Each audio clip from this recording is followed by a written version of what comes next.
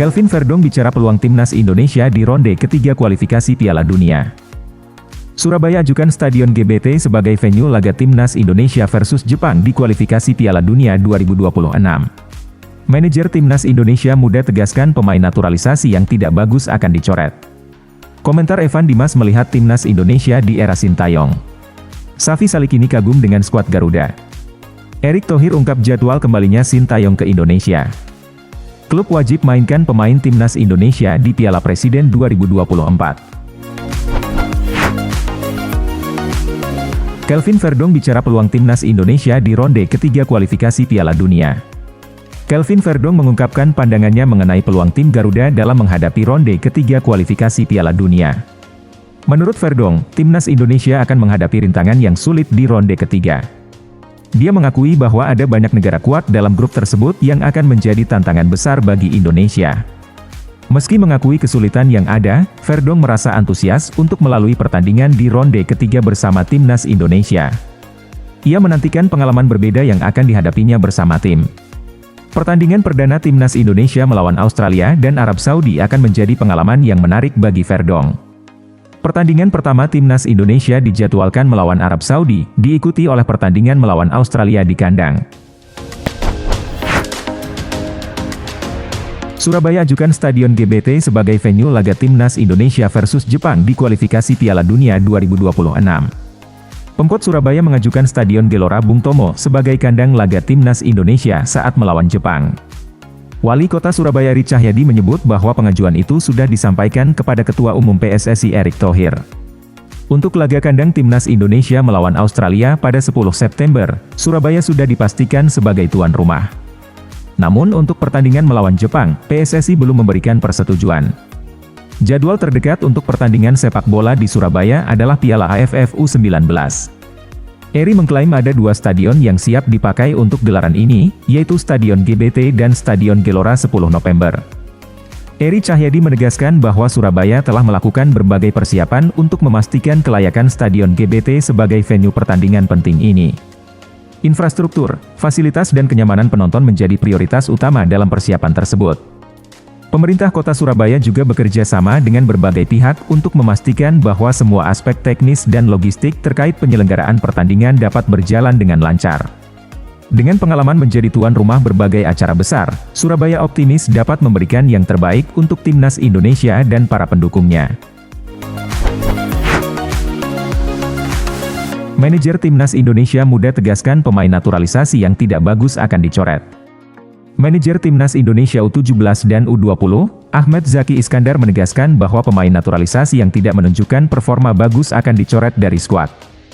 Zaki menjawab kritikan terhadap PSSI yang dianggap melakukan naturalisasi pemain secara berlebihan. Menurutnya pemain naturalisasi tidak menjadi prioritas utama di lapangan. Saat ini timnas Indonesia tengah aktif mencari bibit pemain muda di bawah usia 20 tahun yang memiliki status diaspora atau belum memiliki kewarganegaraan tetap. Sebelumnya Zaki menyebut bahwa PSSI akan berusaha menaturalisasi 3 pemain diaspora yang sempat membela timnas U20. Zaki menekankan bahwa upaya naturalisasi ini merupakan tantangan bagi pemain lokal untuk meningkatkan kemampuan mereka. Kompetisi dengan pemain naturalisasi diharapkan dapat memacu pemain lokal untuk berlatih lebih keras dan meningkatkan kualitas permainan mereka. Hal ini diharapkan berdampak positif pada tim nasional secara keseluruhan. PSSI akan melakukan seleksi ketat terhadap pemain naturalisasi. Pemain yang tidak menunjukkan performa memuaskan akan dicoret dari skuad. Hal ini untuk memastikan bahwa hanya pemain terbaik yang memperkuat timnas Indonesia. Keputusan ini diambil untuk menjaga kualitas tim dan memastikan bahwa proses naturalisasi berjalan sesuai dengan tujuan yang diinginkan. Komentar Evan Dimas melihat timnas Indonesia di era Sintayong. Evan Dimas memberikan pandangannya tentang perkembangan timnas Indonesia di era kepelatihan Sintayong. Sebagai salah satu pemain andalan timnas Indonesia dari berbagai kelompok usia hingga senior, Evan Dimas memiliki perspektif yang mendalam mengenai transformasi tim nasional. Meski tidak lagi menjadi bagian dari skuad Garuda, Evan Dimas tetap mengikuti perkembangan timnas Indonesia. Ia mengakui bahwa timnas saat ini menunjukkan perkembangan yang signifikan. Di bawah bimbingan Sintayong, timnas Indonesia telah mencapai prestasi penting, seperti lolos ke putaran ketiga kualifikasi Piala Dunia 2026 zona Asia. Evan Dimas berharap agar timnas Indonesia terus berkembang dan meraih prestasi yang lebih baik di masa depan. Selain itu, ia menekankan pentingnya perhatian terhadap pemain muda. Menurutnya, memperhatikan perkembangan bibit muda sangat penting untuk masa depan timnas. Evan Dimas menekankan bahwa meskipun fokus pada timnas senior penting, perhatian terhadap pemain muda juga harus menjadi prioritas. Pemain muda ini nantinya akan menjadi tulang punggung tim nasional di masa depan. Keberhasilan timnas Indonesia tidak hanya bisa diukur dalam jangka pendek. PSSI dan semua pihak terkait harus mempersiapkan langkah strategis untuk memastikan timnas Indonesia tetap kuat dan kompetitif hingga 40 tahun ke depan. Safi Salih kini kagum dengan skuad Garuda.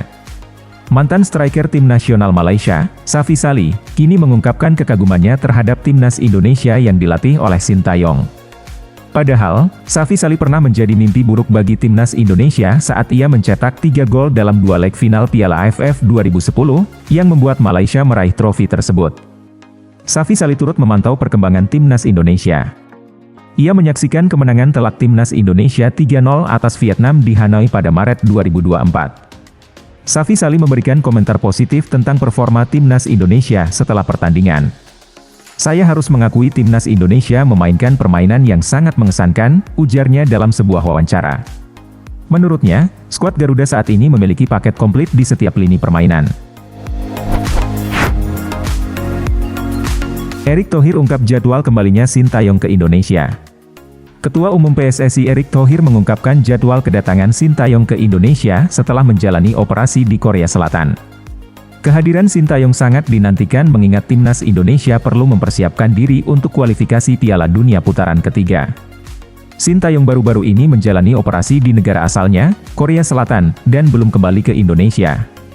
Namun Erick Thohir memastikan bahwa Sintayong diharapkan kembali dalam 1 atau 2 minggu mendatang. Timnas Indonesia harus mempersiapkan diri dengan baik untuk menghadapi putaran ketiga kualifikasi Piala Dunia 2026.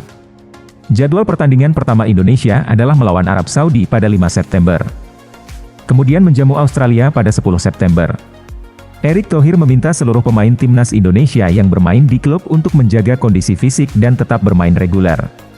Ia juga menekankan pentingnya para pemain untuk tetap aktif di klub mereka masing-masing agar memiliki kondisi fisik yang baik dan wawasan bertanding yang mendukung performa tim nasional.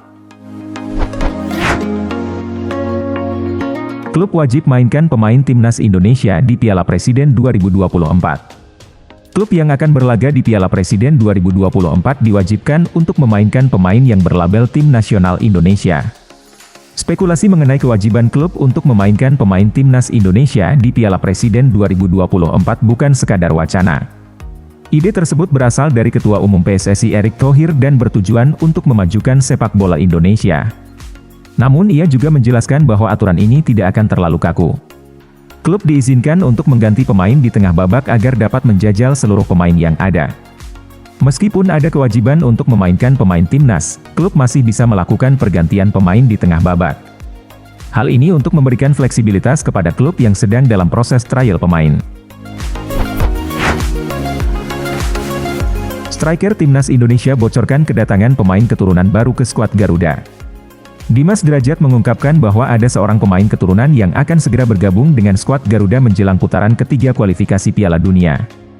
Dalam persiapan menghadapi lawan kuat, pelatih Sintayong diprediksi akan menambah kekuatan tim dengan memanggil pemain keturunan. Salah satu nama yang baru saja resmi menjadi warga negara Indonesia dan bergabung dengan timnas U19 Indonesia adalah Jens Raven. Dimas Derajat mengungkapkan bahwa masih ada pemain keturunan lain yang akan segera bergabung, meskipun ia tidak memberikan detail tentang identitas pemain tersebut. Menurutnya, kehadiran pemain ini akan diterima dengan baik dan diharapkan dapat menambah kekuatan tim. Sintayong dikenal cukup selektif dalam memilih pemain yang akan memperkuat skuad Garuda, sehingga kehadiran pemain baru ini diharapkan dapat memberikan kontribusi positif dalam upaya tim meraih sukses di kualifikasi mendatang.